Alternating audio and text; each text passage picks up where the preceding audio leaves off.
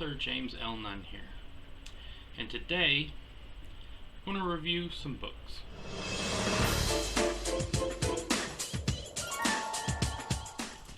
Alright, so today in Nunn's book review, Corner Book Reviews, I'm still working on a title for this series, but basically it is what it is. I'm going to talk about books that I've read or been reading and do a quick little review for them. As an author, I'm trying to push myself to read more. It's an important thing, I feel like, as an author, to read more, because it's going to help you learn, help you grow in your writing, and also it's just an enjoyable thing, right? It's just a nice, relaxing, cozy thing. And growing up, I love to read.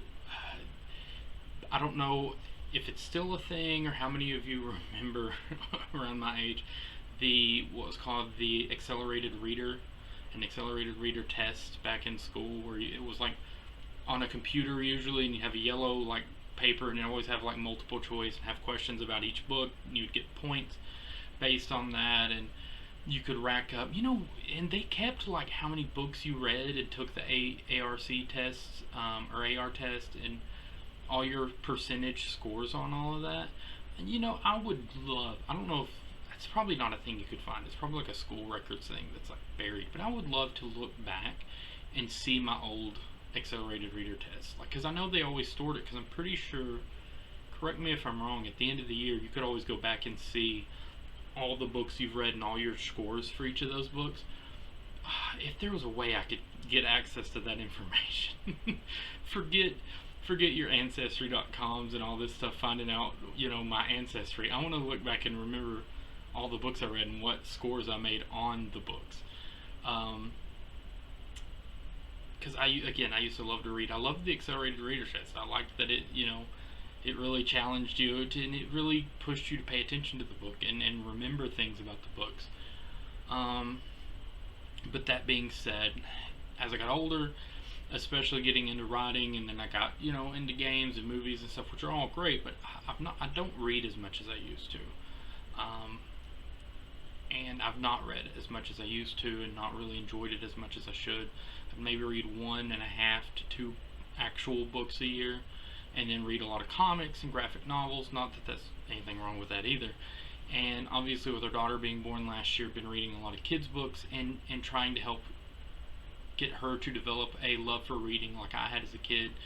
And in doing so, it's kind of renewed my passion for wanting to read more and explore more books and learn more stories and stuff. And so so basically here we are. That leads us to the first episode in this series, where I'm going to start talking about books that I'm reviewing. So basically, now that it's getting closer to fall, it's middle of August,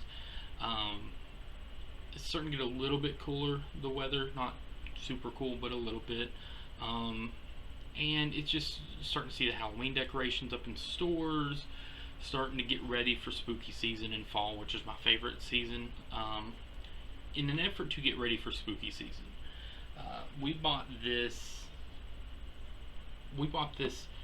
collection of, I say we, more like my wife bought it, because she is a spooky fanatic and horror fanatic. It's this tin that has, see it there, it has a collection of 5 Goosebumps books in it.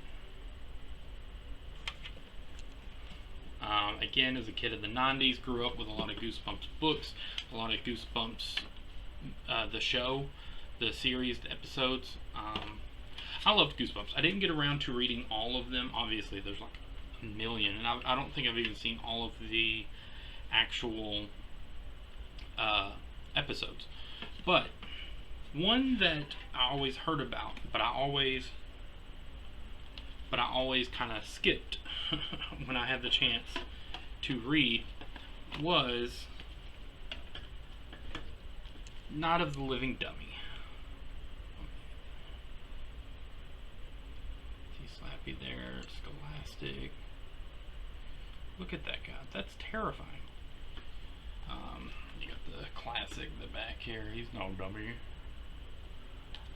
And then just your classic pages and chapters. So my goal is as we got closer and closer to Halloween and spooky season, I wanted to go through and read all of these books that's in here. And I started with the one that was on top, which was Night of the Living Dummy. Now, as a kid, I didn't read Night of the Living Dummy. I didn't watch the episode because I had a terrible fear of dummies, dolls, mannequins, anything that was kind of in that same vein. Like haunted toys, puppets, that just all of that was traumatic to me. I couldn't watch any of that. I watched the first two Chucky movies when I was little, and I didn't sleep for a week, and it scarred me. And I've still not rewatched the Child's Play movies since. I've watched the remake that they made where he's like a robot, which wasn't too bad. But I've still, to this day, since I was in elementary school, I've not rewatched the Child's Play movies. And it's just because, like, even though as my adult brain now can like rationalize, hey, it's just a scary movie, but because it affected me so bad as a kid, I was like, oof, no man. And so I didn't like anything that was remotely even close to that. Like I said, ventriloquist dummies or puppets or haunted dolls, I've always just not liked them. They're creepy anyways, let's be honest. Even if it hadn't been for me watching that movie when I was too young, even if it hadn't been for me watching the creepy movies then, they're still creepy. Like, I don't understand, I know a lot of people that really enjoy those sorts of things. I just never got it. Creepy dolls and creepy clowns, I never understood. I had an aunt, I have an aunt who, I remember when I was little, my aunt collected like porcelain clowns and like clown figurines and clown dolls, and that was the freakiest thing to me. Like, I get it, you collect things. Again, as an adult, I understand it, but as a kid, I was just like, man, every time we went over to my aunt and uncle's, I was just spooked out by all these clowns. And so yeah, creepy dolls and creepy clowns I didn't like. So ventriloquist dummies to me are right up there. So I always avoided this book as a kid and the episode. So it was interesting. Some of these is going to be fun because it's going to be like reading them for the first time. Some of them that I never got around to as a kid, it's the first time reading it. And so Night of the Living Dummy, I really enjoyed it. I thoroughly enjoyed it, honestly, because when you read a scary book or a spooky book, you want to be scared. You want to be a little bit creeped out. And I was worried that now that I'm an adult and, dummies and dolls, they still creep me out, but they don't necessarily scare me or spook me as much. I was worried that this would be very kiddish, because I've not read Goosebumps in so long, and I've read a lot of older, more adult books. I've read Stephen King stuff now, which, and so I was worried, again, going into this, that it would be kind of watered down, spooky, and scary. But it was good. It wasn't obviously like Insidious and Conjuring level, horror type deal. It still, you can tell, is a very like teenager scary type deal, but it still had some spooky elements to it. It's still, R.L. Stein had a way of writing that, again, it pulls you in, it transports you, you're gripped and you're waiting to see what's going to happen next. That suspense, that holding on and waiting to see what you're about to read next or what's about to be on the next page, which is, that should be the goal of all writing, is to have you that hooked and gripped and that, into it. And this book did that for me. It was hard to put down. It was a page turner. It was something that when you look up, you forget what time it is. You don't know how long you've been reading because you've been so engrossed in the story. And especially with it being one that I didn't know the story, that I didn't know. I knew, obviously, that it had a haunted dummy, Night of the Living Dummy. That's all I knew. And I knew Slappy was some kind of creepy dummy dude. But that's pretty much it. I didn't really know much else about the plot or the story other than that, which is, about two twin sisters that are always competing, very competitive.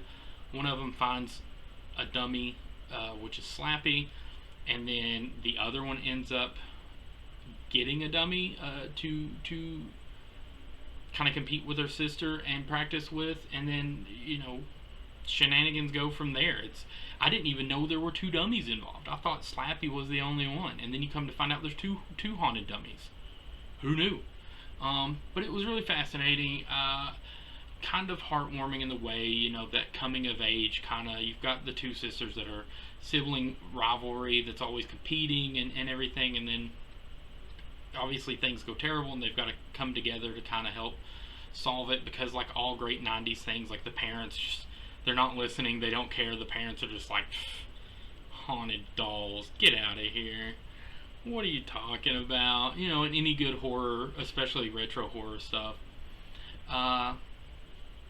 So yeah, so I actually did give this a 4 out of 5 stars on Goodreads. And if you're not following me on there, be sure to look me up. I think my Goodreads account is still under Lee Zephyr, so you can find me that way. But yeah, so check me out on Goodreads. I did a review and a rating for it. I did give it a 4 out of 5 stars. And I even did a little bit of a review there, basically kind of talking about what I talked about now, that rereading this as an adult, it surprised me how good it still was and how it still kind of held up and held my attention, but at the same time it also felt nostalgic and kind of retro for the 90s kind of vibe and feel, and still having a little bit of spooky. It did the proper goal, which was to get me kind of in a spooky mood or get me ready for spooky season, which is my goal, to read through all these going up to Halloween, and hopefully I'll buy some more. This one comes with 5 books in it, and as we talked about before, Goosebumps has a ton of books in the series. So the next one in the 10, because I'm just taking them one at a time off the top, is One Day at Horrorland, which is another one that I don't think I read. So that is the next one on the list to read in the spooky set, and we will look forward to that. And thank you guys so much for stopping by. See you guys next time.